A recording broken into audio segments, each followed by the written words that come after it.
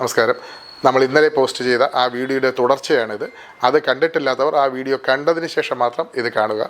Sir, പിന്നെ ഏറ്റവും important ആയിട്ടുള്ള വേറൊരു കാര്യം ഈ സബ്സ്റ്റിറ്റ്യൂഷൻ പാടില്ല. അപ്പോൾ നിയമം അനുസരിച്ച് പറയുന്നത് നിയമം അനലൈസ് ചെയ്ത് കഴിഞ്ഞാൽ ഒന്നും സബ്സ്റ്റിറ്റ്യൂട്ട് ചെയ്യാൻ പാടില്ല.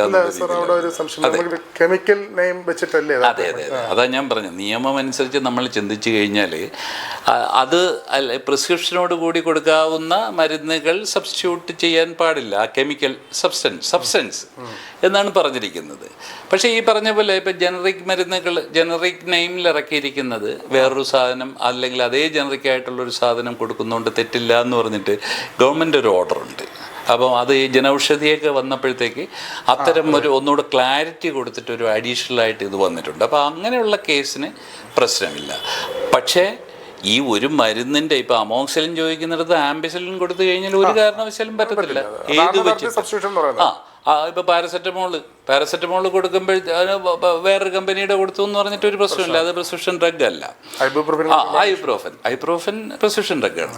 അപ്പോൾ അങ്ങനെ വരുന്ന അപ്പോൾ ഈ സബ്സ്റ്റിറ്റ്യൂഷൻ വളരെ ഇമ്പോർട്ടൻ്റ് ആണ്. ആ ഡ്രഗ് തന്നെ ആണെങ്കിൽ പോലും ഈവൻ ഡോസ് അല്ലെങ്കിൽ സ്ട്രെങ്ത് വേറെ ആണെങ്കിൽ 500 മില്ലിഗ്രാമിന് വരെ 650 കൊടുത്തു കഴിഞ്ഞാൽ തെറ്റ് തന്നെയാണ് പ്രിസ്ക്രിപ്ഷൻ പ്രകാരം അങ്ങനെ കൊടുത്തു കഴിഞ്ഞാൽ. അപ്പോൾ സബ്സ്റ്റിറ്റ്യൂഷൻ ഇതിനെല്ലാം പരമാവധി 2 വർഷം വരെ തടവ് ശിക്ഷയും ഫൈനും ഒക്കെ പറയുന്നുണ്ട്.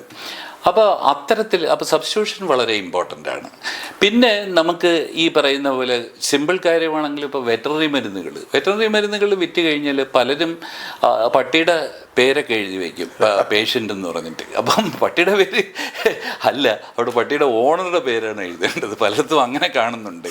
അപ്പോൾ അത് പ്രിസ്ക്രിപ്ഷൻ ഡ്രഗ് ആണെങ്കിൽ അപ്പോൾ ഇത്തരത്തിലുള്ള ഇനിയും ഉണ്ട് ധാരാളം. ഇപ്പം പൊതുവേ നമ്മളൊരു ഹൈജീനിക് അറ്റ്മോസ്ഫിയർ ആണോ എന്നുള്ളത് നോക്കും. ഫ്രിഡ്ജിനെ സംബന്ധിച്ച് ഫ്രിഡ്ജിൽ ഇപ്പം അത്യാവശ്യം ഫ്രൂട്ടിയോ അല്ലെങ്കിൽ എന്തെങ്കിലും ഡ്രിങ്ക്സോ വീട്ടിൽ നിന്ന് കൊണ്ടുവരുന്ന പലഹാരങ്ങളോ എന്തെങ്കിലും ഒരു കാരണവശാലും വയ്ക്കരുത്. കാരണം അത് വേറൊന്നുമില്ല, ഇത് നമുക്ക് വല്ല പാറ്റ പല്ലി ഇങ്ങനത്തെയൊക്കെ സാധനങ്ങൾ വരാം, ഡിസ്പെൻസിങ് എറർ സംഭവിക്കാം, അല്ലെങ്കിൽ ലേബലുകൾ ഒരുപക്ഷെ നശിച്ചു പോവാം പല കാര്യങ്ങൾ കൊണ്ടും. അതും വളരെ ഇമ്പോർട്ടൻ്റ് ആണ്. നമുക്ക് ഒരു മരുന്നിൻ്റെ ലേബലിൽ മാറ്റം വരുത്താനുള്ള അധികാരം നമുക്ക് സെയിൽ നടത്തുന്ന ഒരാൾക്കോ അല്ലെങ്കിൽ ആർക്കും അതിനുള്ള അധികാരമില്ല. ഇപ്പം സ്വാഭാവികമായിട്ട് ആൾ വീട്ടിൽ കൊണ്ടുപോയി കഴിഞ്ഞാൽ പലതും ചെയ്യും. അതല്ല, അതിനിപ്പുറമുള്ള ഒരാൾക്കും ഒരു ലേബലിൽ ഓൾട്ടറേഷൻ വരുത്താനോ ഡീഫേസ് ചെയ്യാനോ ഏതെങ്കിലും രീതിയിൽ മാറ്റിമറിക്കാനോ റിമൂവ് ചെയ്യാനോ ഒന്നിനുള്ള അധികാരമില്ല. അത് 104A എന്ന് പറഞ്ഞിട്ട് ഒരു റൂൾ അനുസരിച്ച് അത് തെറ്റാണ്. അപ്പം നമ്മൾ ഒരു മെഡിക്കൽ സ്റ്റോറിൽ വരുന്ന മരുന്നുകളുടെ ലേബൽ പ്രോപ്പർ ആണോ എന്നുള്ളത് തീർച്ചയായിട്ടും നോക്കണം. നോക്കിയിട്ട് ആ രീതി ഇത് വയ്ക്കുന്ന സ്ഥലത്ത് പലതും ഫ്രിഡ്ജിനകത്ത് വെള്ളം ഒരു നല്ല ഫ്രിഡ്ജിൽ ഒരിക്കലും വെള്ളം വരത്തില്ല. അപ്പൊ വെള്ളം വന്നിട്ട് ലേബൽ നശിച്ചു പോയേക്കാം. നശിച്ചു പോയി കഴിഞ്ഞാൽ ആ മരുന്ന് ഏത് കാറ്റഗറിയിൽ വേണോ ഈ ഡ്രഗ് ഇൻസ്പെക്ടർക്ക് വരുത്താൻ പറ്റും. വളരെ ഇമ്പോർട്ടൻ്റ് ആയിട്ടുള്ള വേറൊരു കാര്യമാണ്, നമ്മൾ നോട്ട് ഓഫ് സ്റ്റാൻഡേർഡ് ആയിട്ട് പല ഗുണനിലവാരമില്ലാതായിട്ട് പല മരുന്നുകളും പ്രഖ്യാപിക്കുന്നുണ്ട്. അപ്പോൾ ഇത്തരം അതുപോലെ ബാൻ ചെയ്യുന്ന മരുന്നുകൾ, അപ്പോൾ അത് അറിയുക എന്ന് പറഞ്ഞു കഴിഞ്ഞാൽ ഇപ്പോൾ ഒഫീഷ്യൽ സൈറ്റിലൂടെയൊക്കെ നമുക്ക് ഇമ്മീഡിയറ്റ് ആയിട്ട് അറിയാൻ പറ്റും. അതായത് വാട്സാപ്പ് ഗ്രൂപ്പുകളുണ്ട്. അതെ ഉണ്ട്. പക്ഷെ എന്നാലും അതെ അതുണ്ട്. പക്ഷെ എന്നാലും ഒഫീഷ്യലി ശരിക്കും പറഞ്ഞാൽ ഒരു ഗസറ്റ് നോട്ടിഫിക്കേഷൻ ഇപ്പോൾ CDSCOയുടെ സൈറ്റിൽ വരുമ്പോൾ തൊട്ട് പലതും ആപ്ലിക്കബിൾ ആണ്. ഒരുപക്ഷെ ഈ വാട്സാപ്പ് ഗ്രൂപ്പിൽ ആ സന്ദേശം വരുമ്പോൾ കുറച്ച് ലേറ്റ് ആകും. അപ്പം അതുകൊണ്ട് CDSCO പോലുള്ള അല്ലെങ്കിൽ സ്റ്റേറ്റ് DCയുടെയൊക്കെ ഒഫീഷ്യൽ സൈറ്റുകൾ നമ്മളെപ്പോഴും ഒന്ന് വാച്ച് ചെയ്യുന്നത് നല്ലതാണ്. അപ്പോൾ ഇതുപോലുള്ള മരുന്നുകൾ അല്ലെങ്കിൽ ചില പർട്ടിക്കുലർ ബാച്ച് നമ്പറിന് ചില പ്രശ്നങ്ങളുള്ളതുകൊണ്ട് ഉപയോഗിക്കരുതെന്നോ മാറ്റം വരുത്തുക എന്നൊക്കെ പറഞ്ഞു കഴിഞ്ഞാൽ, അപ്പോൾ ഒരു ഡ്രഗ് ഇൻസ്പെക്ടർക്ക് വരുമ്പോൾ ഇപ്പോൾ അദ്ദേഹത്തിന് സംശയകരമായിട്ട് കുറച്ച് മരുന്ന് കണ്ടാൽ അദ്ദേഹത്തിന് അതിൻ്റെ ഫർദർ സെയിൽ സ്റ്റോപ്പ് ചെയ്യാം. അപ്പം സ്റ്റോപ്പ് ചെയ്തതിന് ശേഷവും ചിലപ്പം സ്റ്റോപ്പ് ചെയ്തു എന്നുള്ളത് അറിയാതെ തന്നെ അവിടെ നിൽക്കുന്ന വേറൊരു എന്താ പറയേണ്ടത് ഒരു സെയിൽസ്മാൻ നാളെ വരുമായിരിക്കും, ഇന്ന് കാണത്തില്ല, അയാൾ വന്ന് ഇത് വീണ്ടും സെയിൽ നടത്തും. അപ്പോൾ അത് ഒരു വയലേഷനാണ്. അപ്പോൾ അതിന് റീസൺ പ്രോപ്പറായിട്ട് പ്രൊഡ്യൂസ് ചെയ്യുകയോ, അതായത് ബില്ലില്ലാത്തതാണ് അപ്പോൾ ബില്ല് പ്രൊഡ്യൂസ് ചെയ്യുമോ, അല്ലെങ്കിൽ അങ്ങനെ അദ്ദേഹത്തിനൊരു ക്ലാരിറ്റി കൊടുത്തു കഴിഞ്ഞാൽ അത് അദ്ദേഹം റിലീസ് ചെയ്ത് വാങ്ങിക്കുക. അപ്പോൾ സ്റ്റോപ്പ് ചെയ്യുന്നത് ഓറലായിട്ട് സ്റ്റോപ്പ് ചെയ്യുന്നത് നിയമപരമായിട്ട് പാടില്ല.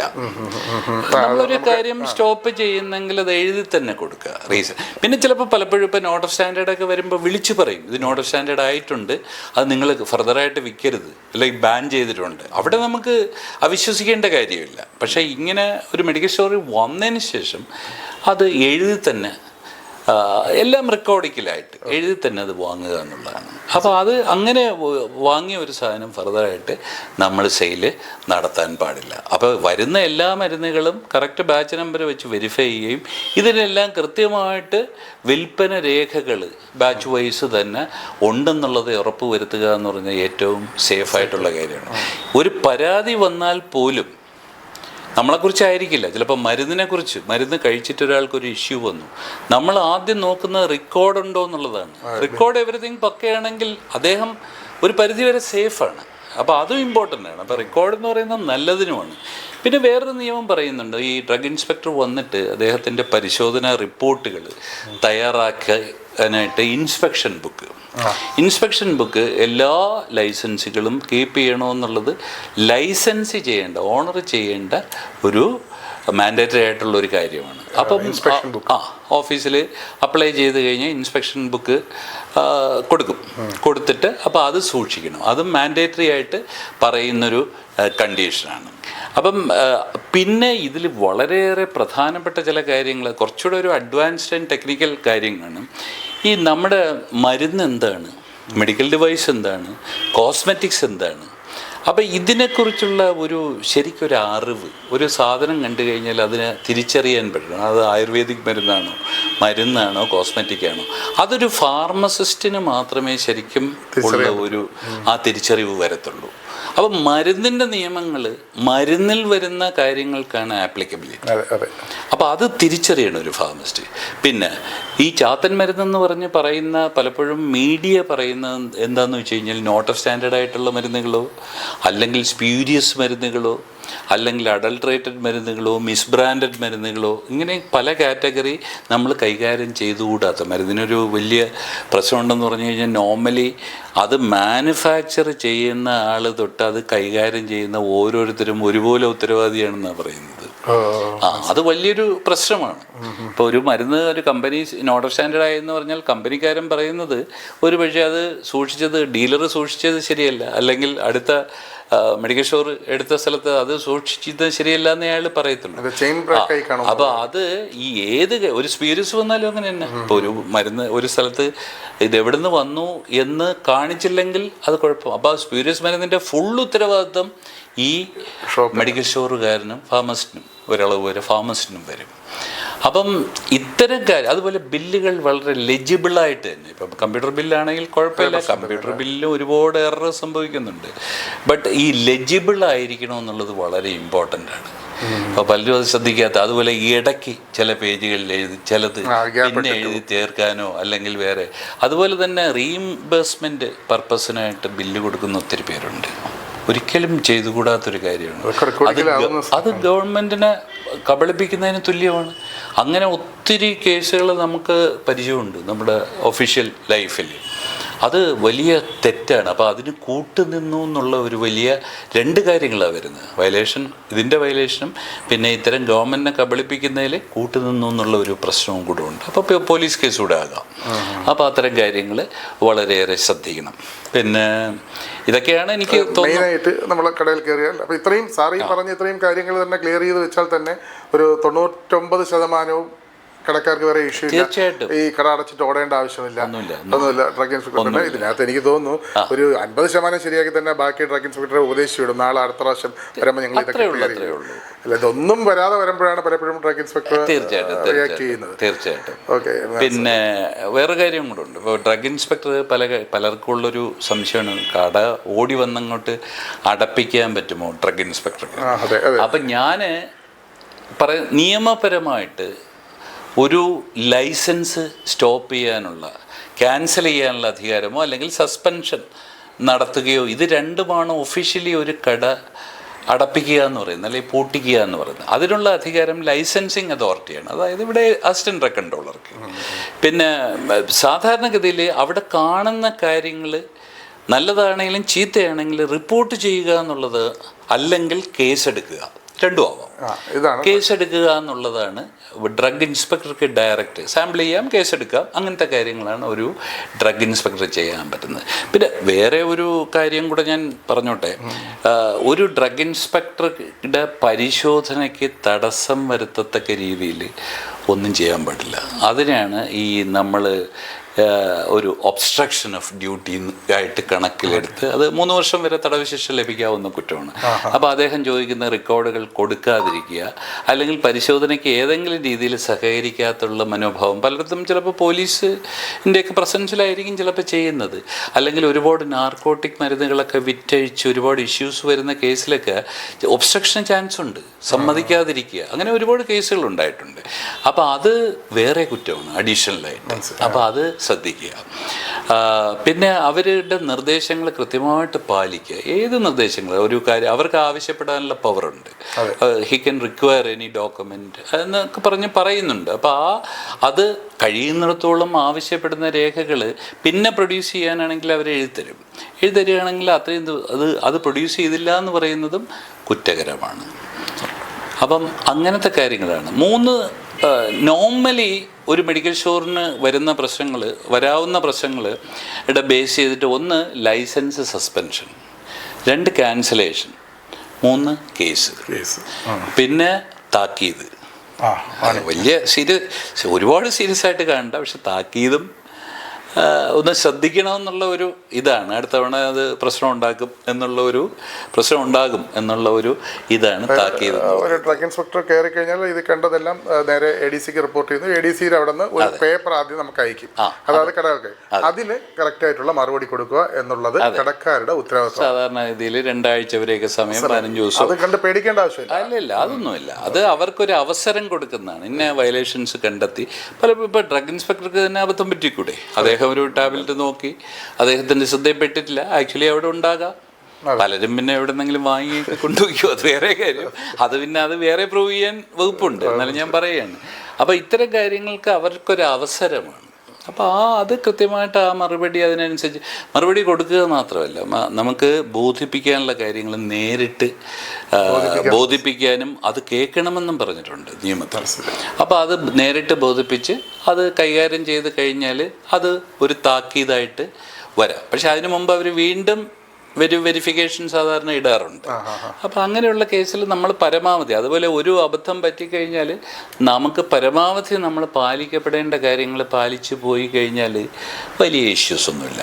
പിന്നെ ഒരു മെയിൻ കാര്യം നമ്മൾ സംസാരിച്ചില്ല, അതായത് ഒരു ഡ്രഗ് ഇൻസ്പെക്ടർ പരിശോധിക്കുന്നത് പല നിയമങ്ങളുടെ ബേസ് ചെയ്തിട്ടാണ്. DNC ആക്ട് ആകാം, പിന്നെ ഡ്രഗ്സ് പ്രൈസ് കൺട്രോൾ ഓർഡർ ആകാം, drugs and magic remedies objectionable advertisement വച്ചിട്ടാകാം, Kerala drugs and other stores unlawful possession act എന്ന് പറഞ്ഞിട്ട് ഗവൺമെൻറ് മരുന്നുകളൊക്കെ ആയിട്ട് ബന്ധപ്പെട്ട ഒരു ആക്ട് ഉണ്ട്.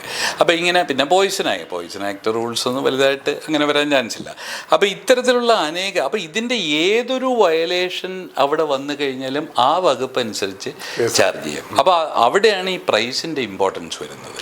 ഞാൻ വളരെ വാലിഡ് ആയിട്ടുള്ളൊരു കാര്യം പറയാം, അതൊരു പക്ഷേ ബിജലാലി ശ്രദ്ധിച്ചിട്ടുണ്ടാവില്ല. ഇത് ഞാൻ പറഞ്ഞിട്ട്, ഇപ്പം ഒരു മരുന്ന് സീലിംഗ് പ്രൈസ് ഫിക്സ് ചെയ്ത് മരുന്നിൻ്റെ വില കുറയുകയാണ്. നമ്മുടെ കയ്യിലിരിക്കുന്നത് പഴയ ബാച്ച്, അതിൽ കൂടിയ പ്രൈസാണ്. അപ്പം പലർക്കും ഒരു ധാരണയുണ്ട്, ആളിന് വിൽക്കുമ്പോഴത്തേക്ക് നമ്മൾ പറയുന്ന MRP കാണിച്ചിട്ടുണ്ട്, അതനുസരിച്ച് വിൽക്കുക, ഒരു കുഴപ്പമില്ല. അങ്ങനെയല്ല പറയുന്നത് നിയമത്തിൽ. ഒരു മരുന്നിൻ്റെ പ്രൈസ് താന്നിട്ടുണ്ടെങ്കിൽ, അതായത് സീലിംഗ് പ്രൈസ് ഫിക്സ് ചെയ്തിട്ട് താന്നിട്ടുണ്ടെങ്കിൽ ആ വിലയ്ക്ക് കൊടുക്കാവുന്ന പറയുന്നത്. അതെ, അങ്ങനെ അത് വളരെ ആരും ശ്രദ്ധിക്കാത്തൊരു കാര്യമാണ്. അതാണ് പറഞ്ഞത്. അപ്പോൾ സീലിംഗ് പ്രൈസ് ഏതൊക്കെ വന്നു, എത്രയാണ് പുതിയ വില, നമ്മുടെ ഇരിക്കുന്നത് എത്രയാണ്, ഇത്തരത്തിലുള്ള കാര്യങ്ങളെക്കുറിച്ചൊരു ശരിക്കും പറഞ്ഞാൽ ഇതൊക്കെ ഒരു ഫാർമസിന് മാത്രമേ അതൊക്കെ പക്കായിട്ട് വർക്ക് ചെയ്ത് കഴിഞ്ഞാൽ he's the authority. Of A drug. അപ്പോൾ അങ്ങനെ ചിന്തിച്ച് കഴിഞ്ഞാൽ അപ്പോൾ അത് വളരെ ഇമ്പോർട്ടൻ്റ് ആണ്. അതിലും പറഞ്ഞിട്ടുണ്ട് ബില്ലുകൾ കാര്യങ്ങൾ വളരെ ലെജിബിളായിട്ടായിരിക്കണം എഴുതുന്നത്. ഒരു 5 പൈസ പോലും കൂടിപ്പോയാൽ അവിടെയും പരമാവധി 7 വർഷം വരെ തടവ് ശിക്ഷ ലഭിക്കാമെന്നാണ് പറഞ്ഞിരിക്കുന്നത് നിയമത്തിൽ പരമാവധി. അപ്പം ഞാൻ പറയുന്നത് അതുകൊണ്ട് പ്രൈസിങ്ങും വളരെ ഇമ്പോർട്ടൻ്റ് ആണ്. പിന്നെ വേറൊരു നിയമമുണ്ട് അതനുസരിച്ച്, അത് പക്ഷേ പ്രാക്ടിക്കലി ആരും ചെയ്യുമെന്ന് എനിക്ക് തോന്നുന്നില്ല. നമ്മുടെ കയ്യിലിരിക്കുന്ന എല്ലാ മരുന്നുകളുടെയും പ്രൈസ് ലിസ്റ്റ് എക്സിബിറ്റ് ചെയ്യണമെന്ന് DPCOയിൽ പറഞ്ഞിരിക്കുന്ന നിയമമാണ്, പണ്ടേ ഉള്ളതാണ്. പക്ഷേ പ്രാക്ടിക്കലി ചെയ്യുന്നുണ്ട് സാർ. ഞാനത് പല കടകളിലും സെർച്ച് ചെയ്താൽ അത് അതേ ഉള്ളൂ മാർഗം. കാരണം നമുക്ക് കടകളിൽ എക്സിബിറ്റ് ചെയ്യാൻ പറ്റാത്തതുകൊണ്ട് അവര് ഒരു ബുക്കാക്കി അതിന്റെ സെല്ലിംഗ് പ്രൈസും MRPയും വെച്ച് നേരെ കൗണ്ടറിന്റെ മുകളിൽ അത് എക്സിബിറ്റ് ചെയ്യണമെന്നാണ് പറയുന്നത്. ബട്ട് പ്രാക്ടിക്കലി അത് ഞാൻ പറഞ്ഞില്ലേ. അപ്പോൾ ആ ഡ്രഗ്സ് പ്രൈസ് കണ്ടു. പിന്നെ നമ്മൾ ഈ മിസ്ലീഡിങ് ആയിട്ടുള്ള അഡ്വർടൈസ്മെന്റ്, ഞാൻ പറയുന്നത് പ്രാക്ടിക്കലി അത്തരം ഇപ്പോൾ സെക്ഷൽ പവർ കൂട്ടുന്നു, അല്ലെങ്കിൽ വേറെന്തെങ്കിലും ഈ ആസ്മയ്ക്ക് ഉത്തമം, ഡയബറ്റീസിന് ഉത്തമം എന്നൊക്കെ പറഞ്ഞ് ഡയറക്റ്റായിട്ട് തന്നെ ഹാർട്ട് ഡിസീസ് അങ്ങനെ കുറയ്ക്കുന്നു. ഇത്തരത്തിലുള്ള പരസ്യങ്ങൾ ഒരു രീതിയിലും അത്തരം പരസ്യങ്ങളുടെ പിന്നാലെയുള്ള പ്രോഡക്ട്സോ ഡീൽ ചെയ്യരുത്. ഓക്കെ, അത് പിന്നെ ഡീൽ ചെയ്യരുതെന്ന് ഓക്കെ, ഇനി ഡീൽ ചെയ്തു പോയാലും കുഴപ്പമില്ല, എക്സിബിറ്റ് ചെയ്യരുത് അവിടെ. അത് വളരെ ഇമ്പോർട്ടൻ്റ് ആയിട്ട് ശ്രദ്ധിക്കേണ്ട ഒരു കാര്യമാണ്. പിന്നെ നാർക്കോട്ടിക് മരുന്നുകളെ സംബന്ധിച്ച് കർശനമായ കാരണം ഇന്ന് ഏറ്റവും കൂടുതൽ നോക്കൂ, ഇപ്പം ഈയിടെ വന്ന ഒരു റിപ്പോർട്ടുണ്ട്, കേരളത്തിൽ 1143 സ്കൂളുകളിൽ ലഹരിയുടെ ആധിക്യം ഉള്ളതായിട്ട് കണ്ടെടുത്തിരുന്നു. എക്സൈസിൻ്റെ കണക്കാണ്. അതിന് കാര്യം എത്രയോ അപ്പുറമായിരിക്കും ആക്ച്വൽ ഡേറ്റ. ഇതിൽ തന്നെ എനിക്ക് തോന്നുന്നു മോർ ദാൻ 90 സ്കൂൾസിൽ വളരെ സിവിയറായിട്ട് പിള്ളേർ ഉപയോഗിക്കുന്നു എന്നാണ് പറയുന്നത്. Severe case. അതിൽ 43 തിരുവനന്തപുരം ജില്ലയാണെന്നാണ് പറഞ്ഞിരിക്കുന്നത്. അതിൽ 43 തിരുവനന്തപുരം ജില്ല സ്കൂളുകളിൽ 32% പിള്ളേരും കോളേജ് ലെവലിൽ ലഹരിക്ക് അടിമയായി. ഇപ്പം ഈ ലഹരി എന്ന് പറയുന്നത് MDMA, അത് ഓഫ്കോഴ്സ് ചിലപ്പോൾ മെഡിക്കൽ സ്റ്റോറുകാർക്ക് MDMA ആയിട്ട് നോർമലി ബന്ധം ഉണ്ടാവില്ല. പക്ഷേ ഇതിൽ പ്രോബ്ലം വരുന്നത് നമുക്ക് അല്ലാതെ തന്നെയുള്ള പല നാർക്കോട്ടിക് മരുന്നുകളും മെഡിക്കൽ സ്റ്റോറിൽ നിന്ന് ഈ പർപ്പസിനായിട്ട് പോകുന്നുണ്ട്. അതൊരു സത്യമാണ്. അപ്പോൾ അങ്ങനെയുള്ള കാര്യങ്ങൾ വന്നു കഴിഞ്ഞാൽ ലൈസൻസ് ക്യാൻസലേഷനും കേസും ഉറപ്പാണ്. ഇന്നല്ലെങ്കിൽ നാളെ പിടിക്കപ്പെടും. അത് വളരെ സീരിയസ് ആയിട്ട് കാണണം. അതുകൊണ്ട് ശ്രദ്ധിക്കേണ്ടത് നാർക്കോട്ടിക് മരുന്നുകൾ ഡീൽ ചെയ്യുന്നെങ്കിൽ 3 കാര്യങ്ങൾ വളരെ ശ്രദ്ധിക്കുക. അതുപോലെ തന്നെ ഇപ്പോൾ വ്യാജ പ്രിസ്ക്രിപ്ഷൻ വളരെയേറെ കൂടുന്നുണ്ട്. അപ്പോൾ അത് എങ്ങനെ കണ്ടുപിടിക്കുമെന്ന് ചോദിച്ചു കഴിഞ്ഞാൽ നമുക്ക് അവൈലബിൾ സോഴ്സും വിശ്വാസങ്ങളും ഒക്കെ വെച്ചേ അത് ചെയ്യാൻ പാടുള്ളൂ. അപ്പോൾ അത് വ്യാജമല്ല എന്നുള്ള ഉറപ്പ് വരുത്തണം. ഇപ്പോൾ അങ്ങനെ ഒരു ഈ പറയുന്ന സൈക്കാട്രിയുടെ ഒരു ഡോക്ടർ അടുത്തൊന്നും ഇല്ലാത്തൊരു സ്ഥലത്ത് ഇങ്ങനെ ടൺ കണക്കിന് ഈ സാധനം വാങ്ങിയിട്ട് ബില്ലും കാര്യങ്ങളും റെക്കോർഡൊക്കെ ഓക്കെയാണ്. പക്ഷെ തീർച്ചയായിട്ടും ഇത് വെരിഫൈ ചെയ്യാം. ഇങ്ങനെ ഒരു ഡോക്ടർ ഉണ്ടോ, ഇങ്ങനെ ഒരു ഡോക്ടർ ഇത് പ്രിസ്ക്രൈബ് ചെയ്തിട്ടുണ്ടോ എന്നൊക്കെ പറഞ്ഞ് അതെല്ലാം ഇവർ ഡിസ്ക്ലോസ് ചെയ്യാനും തയ്യാറാകണം. അല്ലെങ്കിൽ അത് മെഡിക്കൽ കോളേജിൽ നിന്നൊക്കെ വരുന്ന പ്രിസ്ക്രിപ്ഷൻ എന്ന് പറഞ്ഞാൽ വെറും അവരുടെ മെഡിക്കൽ കോളേജിൽ പേര്, ഡോക്ടർ ഒരു ഷൂ മാത്രമേ കാണൂ, ഡോക്ടറുടെ പേരോ സീലോ ഒന്നും കാണത്തില്ല. അപ്പോൾ അതുകൊണ്ട് നാർക്കോട്ടിക് മരുന്നുകൾ കൈകാര്യം ചെയ്യുമ്പോഴത്തേക്ക് ഈ വളരെ കൃത്യമായിട്ട് അതിൻ്റെ രേഖകൾ വാങ്ങിയതിൻ്റെ വിറ്റ പക്ക രേഖകളായിരിക്കണം. രജിസ്റ്ററുകൾ ആവശ്യമുണ്ട്. പല ഡ്രഗ് ഡിപ്പാർട്ട്മെൻറ്റ് ചില സമയങ്ങളിൽ ചില മരുന്നുകൾക്ക് ഇപ്പോൾ അത് വയ്ക്കണമെന്ന് പറയുന്നുണ്ട്. അതുപോലെ പല മരുന്നുകളും ഒരു സൈക്യാട്രിസ്റ്റിന് മാത്രമേ പ്രിസ്ക്രൈബ് ചെയ്യാൻ പാടുള്ളൂ, അല്ലെങ്കിൽ ഒരു എൻഡോക്രൈനോളജിസ്റ്റിന് മാത്രമേ. ഒരു സാധാ മെഡിക്കൽ സ്റ്റോർ ഒരു MBBSകാരന് പറ്റത്തില്ല അത്. അങ്ങനെ ഒരുപാട് മരുന്നുകളുണ്ട്, കാർഡിയോളജിസ്റ്റോ സെക്സോളജിസ്റ്റ്. അപ്പോൾ അങ്ങനെയുള്ളത് കൃത്യമായിട്ട് അതനുസരിച്ച് അതിൻ്റെ മരുന്നിൻ്റെ സാധാരണ ലേബലിൽ തന്നെ ഇത് കാണും. അതനുസരിച്ച് മാത്രമേ ഡിസ്പെൻസ് ചെയ്യാവൂ. നമ്മൾ പ്രിസ്ക്രൈബ് ചെയ്തിരിക്കുന്ന രീതിക്ക് വിട്ടിട്ട് 5 എണ്ണം എഴുതിയെങ്കിൽ 5 എണ്ണേ കൊടുക്കാവൂ നിയമം അനുസരിച്ച്. ഒരു 3 മാസത്തേക്കുള്ള മരുന്നൊക്കെ കൊടുത്ത് അതൊക്കെ പലരും കൊടുക്കുന്നുണ്ട് പുറത്തോട്ടൊക്കെ പോകുന്നെങ്കിൽ. പക്ഷെ വാലിഡ് പ്രിസ്ക്രിപ്ഷൻ ഉണ്ടെങ്കിൽ കൊടുക്കാം, പറഞ്ഞേക്കാം. അല്ലെങ്കിൽ റാഷണൽ അല്ലാത്ത രീതിയിൽ കൊടുത്തു കഴിഞ്ഞാൽ അതും വേറെ വാല്യൂഷൻ. ഇപ്പം ഒരു മെഡിക്കൽ സ്റ്റോറിൽ സാധാരണ എനിക്ക് തോന്നുന്നു കൂടുതൽ വിൽക്കുന്ന സാധനങ്ങളുടെ കൂട്ടത്തിൽ ഇപ്പോൾ കുറച്ചു കാലമായി കണ്ടുവരുന്ന ഒരു പ്രവണത എന്ന് പറഞ്ഞാൽ വയാഗ്ര പോലുള്ള ഇപ്പം ഈ സാധനം പല കമ്പനിയുടെ സാധനങ്ങൾ വരുന്നുണ്ട്. ഏറ്റവും കുറഞ്ഞത് ഇപ്പം 10 രൂപയ്ക്ക് കിട്ടുന്ന സാധനം 120 രൂപയ്ക്കാണ് MRP കിടക്കുന്നത്. അവർ 100 രൂപയ്ക്ക് 80 രൂപയ്ക്കൊക്കെ വയ്ക്കുന്നു. ആൻറ്റിബയോട്ടിക്കിൻ്റെ വിൽപ്പന തടഞ്ഞതോടുകൂടി എനിക്ക് തോന്നുന്നു ഇത്തരം സാധനങ്ങളുടെ സെയില് മെഡിക്കൽ സ്റ്റോർ ഇതിനെ പിടിച്ചു നിൽക്കാൻ വേണ്ടി കയറ്റുന്നുണ്ടോ എന്നൊരു സംശയമുണ്ട്. പല കടകളിൽ അതിൻ്റെ പർച്ചേസും കൂടുന്നുണ്ട്. അപ്പം അതിന് നിയമപരമായിട്ട് അത് തെറ്റല്ലേ? തെറ്റ് തന്നെയാണ്. കാരണം എന്ന് പറഞ്ഞാൽ അവിടെയും ഈ പറയുന്ന പോലെ സാധാരണ ഒരു മെഡിക്കൽ ഒരു ഡോക്ടർക്ക് ഇത് പ്രിസ്ക്രൈബ് ചെയ്യാൻ പറ്റത്തില്ല. അതിനും ആ കണ്ടീഷൻസ് പറഞ്ഞിട്ടുണ്ട്. അപ്പോൾ അത് അങ്ങനെയുള്ളവരുടെ അത് വളരെ സീരിയസ് ആയിട്ട് ഇപ്പോൾ ഇടയ്ക്ക് ഒരു കാലത്ത് ഇത് വളരെ സീരിയസ് ആയിരുന്നു. പക്ഷേ ഇപ്പോൾ വീണ്ടും അതിൻ്റെ സീരിയസ്നെസ് കുറഞ്ഞു. ബിജു പറഞ്ഞ കറക്റ്റാണ്. അപ്പം ഇങ്ങനെ അതും പ്രിസ്ക്രിപ്ഷനോട് കൂടി മാത്രമേ അതും കൊടുക്കാൻ പാടുള്ളൂ. അതിനും കർശനമായിട്ട് ഈ പറയുന്ന പോലെ ഒരു നിയന്ത്രണം മനസ്സിൽ അനിയന്ത്രിതമായിട്ട് തന്നെയാണ് അതിൻ്റെയും സെയില് നോട്ട് ചെയ്തിട്ടുള്ളത്. അപ്പോൾ ഇത്തരത്തിൽ അതുപോലെ ആൻറ്റി ഹിസ്റ്റമിൻസ്, കഫ് സിറപ്പുകൾ വളരെ വൈഡായിട്ട് മിസ്യൂസ് ചെയ്യപ്പെടുന്നൊരു സാധനമാണ്. അപ്പോൾ പലരും അങ്ങനെയുള്ള സാധനങ്ങൾ അതിൻ്റെയും ഒക്കെ ഈ പറയുന്ന മിസ്യൂസ് ചെയ്യാൻ ചാൻസ് ഉള്ളതിൻ്റെ എല്ലാം റെക്കോർഡുകൾ നമ്മൾ ഡബിളി കെയർഫുള്ളായിരിക്കണം. അതുപോലെ കൃത്യമായിട്ട് നമ്മളുടെ കയ്യിലിരിക്കുന്ന ഇപ്പോൾ കടയിലുള്ളൊരു സെയിൽസ്മാന് വേണമെങ്കിലും പറ്റിക്കാം. വെളിയിൽ നിന്ന് കുറേ സാമ്പിൾ കൊണ്ടുവന്ന് രഹസ്യമായിട്ട് ഓണർക്കിട്ടൊരു പണി കൊടുക്കണമെന്ന് വെച്ച് കഴിഞ്ഞാൽ അതും പോസിബിളാണ്. ഇവിടെ എന്തും പോസിബിളാണ്. പിന്നെ കഴിയുന്നിടത്തോളം ഞാൻ പേഴ്സണലി പറയും, നമുക്ക് ക്യാമറ സിസ്റ്റം അതൊക്കെ വളരെ വളരെ ഇമ്പോർട്ടൻ്റ് ആണ് ശരിക്കും ഇന്നത്തെ ലോകത്ത്. എസ്പെഷ്യലി ഈ ഡ്രഗൊക്കെ അടിച്ച് വന്നിട്ട് ഇഷ്യൂസ് ഉണ്ടാക്കുന്ന ഒത്തിരി. അതെ. അപ്പോൾ അങ്ങനെയൊക്കെ ഉള്ളപ്പോഴത്തേക്ക് എന്ത് ടൈപ്പ് കേസ് വന്നാലും ഇത്തരം കാര്യങ്ങൾ വളരെ കാര്യമായിട്ട് നമുക്ക് ചെയ്യാൻ പറ്റും. പിന്നെ ഏറ്റവും ഇമ്പോർട്ടൻ്റ് ഒരു കാര്യമുണ്ട്. അതിപ്പം ഫാർമസി പ്രാക്ടീസ് റെഗുലേഷൻസ് അനുസരിച്ചാണ്. ഈ ഫാർമസിസ്റ്റ് മരുന്നുകൾ കൊടുക്കുമ്പോൾ അതിനെക്കുറിച്ച് ഫാർമസിസ്റ്റിൻ്റെ സൂപ്പർവിഷനിലാണെങ്കിലും ഫാർമസിസ്റ്റ് കൊടുക്കുമ്പോൾ എന്നുള്ള രീതിയിൽ നമുക്ക് അതിലെടുക്കാൻ പറ്റും. കൃത്യമായിട്ട് അതിനെക്കുറിച്ച് കഴിക്കേണ്ട വിധവും മറ്റു കാര്യങ്ങളും അതിൽ വരാകുന്ന സൈഡ് എഫക്ട്സും റിപ്പോർട്ട് ചെയ്ത് ഇനി വന്നാൽ എങ്ങനെയെന്നുള്ളതും ഇതെങ്ങനെ കൊണ്ടുപോകണം, എങ്ങനെ വീട്ടിൽ കീപ്പ് ചെയ്യണം, പിള്ളേരെ ഒന്നും എടുക്കാതെ സൂക്ഷിക്കണം, ഇതെല്ലാം ഇഷ്യൂസാണ്. എററുകൾ വളരെ കൂടുതലാണ്.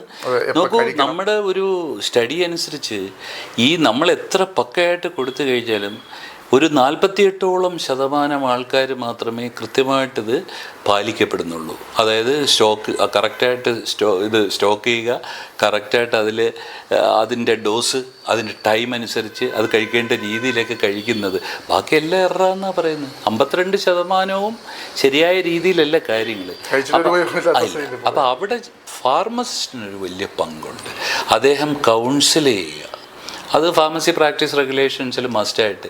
അപ്പോൾ കൗൺസിൽ ചെയ്ത് അവർക്ക് അതെങ്ങനെ ചെയ്യണമെന്നുള്ള ഫുള്ളായിട്ടൊരു ബോധ്യം ഉണ്ടാക്കി കഴിഞ്ഞാൽ അതൊരു റെപ്യൂട്ടേഷൻ കൂടെയാണ്.